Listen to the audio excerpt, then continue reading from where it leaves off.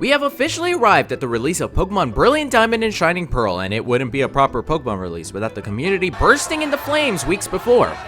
Is how my video would have started if I initially released it in 2021, because at the time things were looking a bit concerning. But now we're in 2023 and the Pokemon Company's record of having days with no controversy is about as consistent as my upload schedule this past year. Promise, weekly videos are coming any day now. So for this video, I want to really tackle a lot of the issues happening with the Pokemon Company in terms of the games. This is not my review though of any of the recent Pokemon games. Those videos are actually coming out quite soon, and I've already talked about Legends Arceus, but this video is more so considering some of the controversy that has been occurring, and also some of the red flags that have been shown. And I don't know what the reception to this video will be like. Probably isn't the smartest returning to uploading video to start with, but so much has happened that really makes me want to at least say how I feel about these games and the franchise as a whole. But let's start off with the place that I would have started if this was 2 years ago, with Pokemon Brilliant Diamond and Shining Pearl. Pokemon game releases have always been a special time. The excitement and anticipation of all the new experiences awaiting us is what makes it so great. However, in more recent times, there have been two small things that have been happening before the release of a new game. The entire game is leaked, and fans decide to riot early. Now, the leaks themselves are indeed an issue and have pretty much become a common theme for new Pokemon games, but they've also been an issue for all Nintendo games in general, so I don't know. But with these leaks for Brilliant Diamond and Shining Pearl, they actually showed us a hidden problem. Now, the fans have complained about a lot of stuff. Big surprise there. Oh no, the characters are chibi, Mega Evolution's not in the game, and they didn't bring back the Battle Frontier, which, let's just be honest, it's never gonna happen. So yeah, fans have expressed their opinions about all these things for a while now, and there's nothing wrong with it. However, this is an issue beyond a feature that they decided not to add in. It was features that weren't added in entirely. The big one I'm sure everyone remembers was the whole missing soundtracks. Now, the music itself wasn't missing, but it was pretty much just MIDI tracks. People panicked about the fact that the music was horrible, an absolute disgrace. And I was just sitting there being like, this is placeholder music. Song files that are just temporarily there during the early stages of development while the proper music was being created and eventually added. But it wasn't so great that a demo version of the game that people tried out had these tracks in it. And it's even worse when the actual game cartridge with no updates had the same tracks. That's right, I literally have a game cartridge with MIDI soundtracks, which actually feels sort of cool, except for the fact that obviously anyone can do this.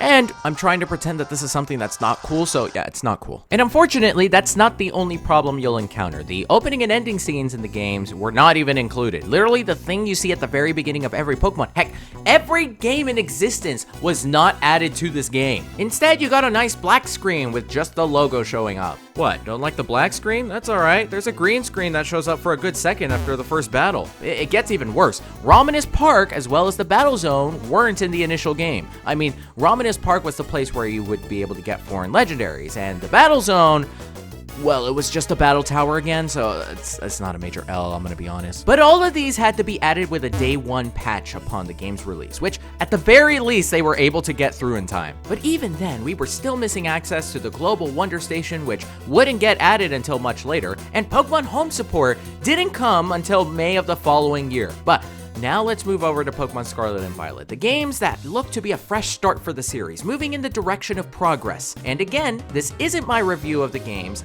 but the release of Pokemon Scarlet and Violet has been a rough one, with the biggest issue being the game's overall performance. I'm just gonna be honest, this game was hard for me to want to play at times because of the performance. The game's visuals were honestly not that great and had to adjust and load almost all the time. The shadows in this game were especially the worst. Like, what the heck is happening here? Things in the distance were an issue again, just like in Pokemon Legends Arceus. And also just many NPCs being active close by looked absolutely horrendous. Not to mention this moment every single person remembers. But I think the worst issue was being in the open world. The more time I would spend just playing and doing whatever, the worse the game's performance actually got, to where every single moment was laggier than the last. Which it is believed to be due to a memory leak with the game itself, which would prevent the game from being able to release discarded memory, thus worsening its performance over time. And I know, before all of that, a lot of people were saying, well, the fix to that is just to restart the game. But I shouldn't have to do that! And there were even more issues, to the point where they had to release an enormous patch that didn't even come out until 3 months after the initial release. It was a necessary patch that fixed a large chunk of the game's bugs, but still doesn't really improve on the performance. They did decrease the number of Pokemon and NPCs that would spawn in certain locations, which at the very least makes it a little less likely that the game, you know, but it really doesn't change the performance by an enormous amount. Not to mention, it makes the cities a little less lively, which sucks because this kind of was a sacrifice that needed to be made. So Pokemon Brilliant Diamond and Shining Pearl had a horrible and concerning launch, while Pokemon Scarlet and Violet was and continues to struggle in its performance. But why are these things happening? Pokemon is one of the biggest media franchises currently, so why would such a large and hugely anticipated series produce games in these states? Well, let's start with what I don't think it is: the game developers themselves, the people actually creating the games and working on it every day, whether it's by Game Freak or Ilka. They are not the ones to point the finger at. I'm more so looking at the Pokemon Company itself and those who manage everything involved with Pokemon as a whole. Over the years, especially in the past decade, Pokemon has exploded on all fronts beyond the games. The anime series has gained strong supporters and had a complete restart just this year, which even I'm enjoying but can't talk about on YouTube unless I want to be hunted down. Pokemon merchandise is being sold at crazy rates.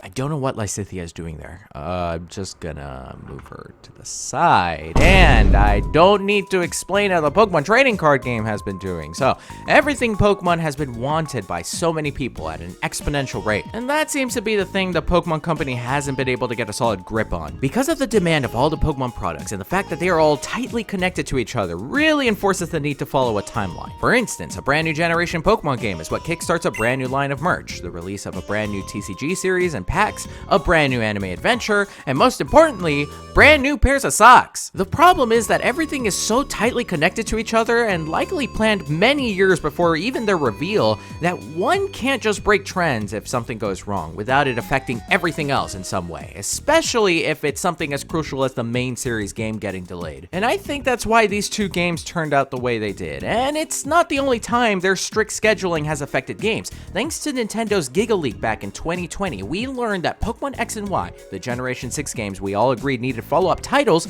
did indeed have sequels planned, but likely due to the time constraints to finish Generation 6 in 2016 due to the Pokemon Company's plans to start a new generation for the 20th anniversary, it was completely scrapped, with 2015 being a relatively quiet year aside from a new Mystery Dungeon game. So it's a really tough situation to find a resolution for, but in my opinion, I kinda still wish they would delay the titles and spend more time to smooth out the games. And for future games, give the games more quality time, not just to fix issues we are currently seeing, but to allow the games to shine more from the baseline of expectation. Eiji Aonuma, the producer of The Legend of Zelda Tears of the Kingdom, recently said that when they announced the game was going to be delayed back in 2022, it was actually pretty much completed, where the remainder of the time was used solely to polish the game and test all the physics, which is excellent, especially when you see the outcome of the game itself.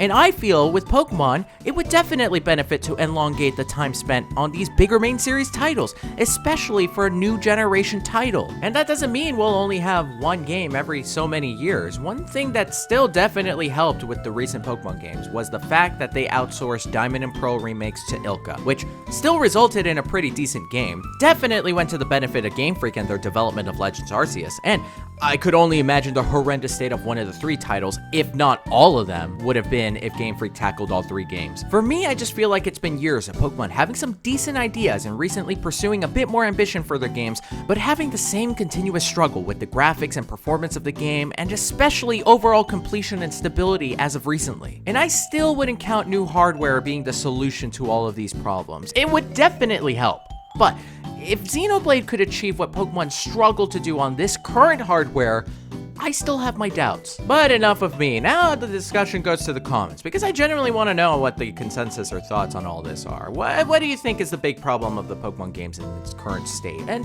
also, how do you feel about the Pokemon games as a whole right now? I have friends on literal opposite ends of this conversation. Some of them have moved away from the series due to its current state, and others are not really paying mind to it and still making the most out of it. But as for me, I still have plenty of thoughts about Pokemon Brilliant Diamond and Shining Pearl, as well as Scarlet and Violet, that I'll discuss about soon, which means no more long disappearances for me, unfortunately. Did I say unfortunately? That was an accident.